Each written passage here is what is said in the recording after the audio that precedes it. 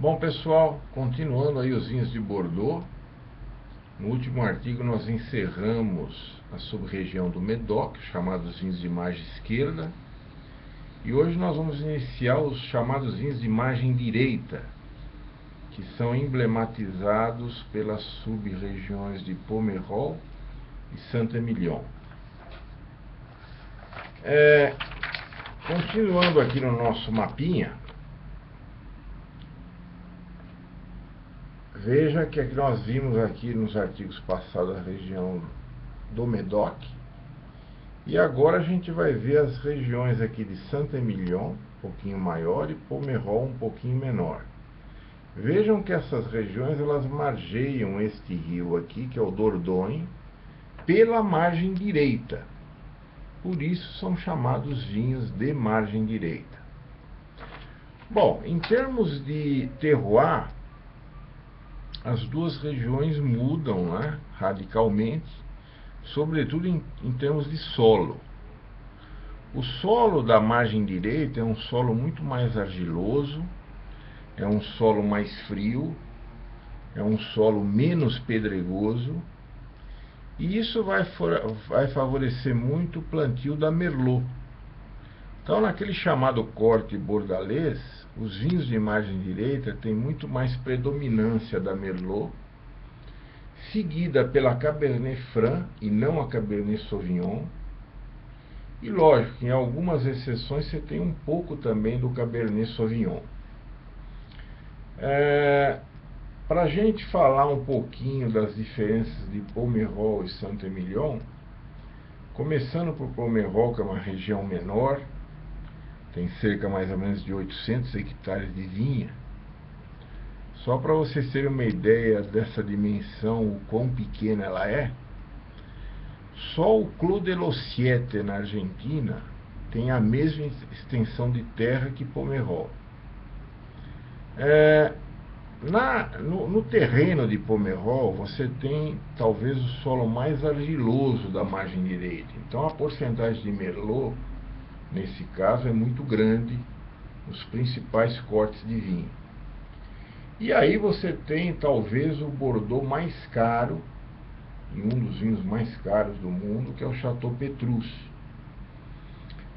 Além dele, você tem outros chateaus importantes, já que em Pomerol ainda não se tem uma classificação oficial dos chateaus. Então é uma classificação, digamos, oficiosa, né?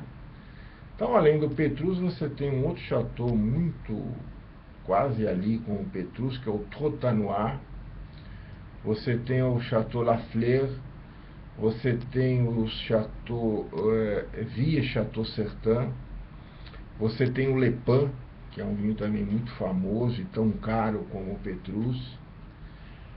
Então são vinhos que têm, digamos, um apelo mais fácil do que os vinhos de margem esquerda, que normalmente eles são um pouco mais abertos de aroma, e principalmente a textura em boca dada pela Merlot é uma textura muito mais sedosa, muito menos adstringente do que os vinhos de margem esquerda.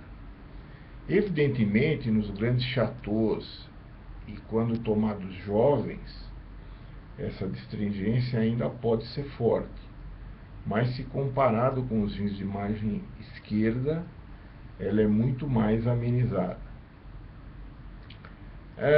Já a sub-região contígua a Pomerol, que é Saint-Emilion, é uma região maior, e ali nós vamos ter, digamos, dois tipos de solo, pelo menos, bem diferenciados.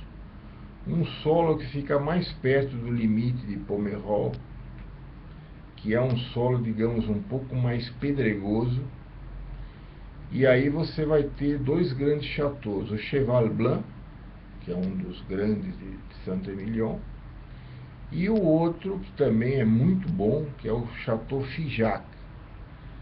Então, nesse solo um pouquinho mais pedregoso, você vai ter uma predominância, não digo predominância, mas uma porcentagem maior de Cabernet Franc no corte, além da Merlot. por conta desse solo um pouquinho mais pedregoso, um pouquinho mais quente. Já os vinhos que estão em torno da cidade de Saint-Émilion já tem uma expressão muito maior no solo de calcário, que vai dar uma elegância para o vinho. E os principais chateaus estão todos em volta da cidade de Saint-Émilion.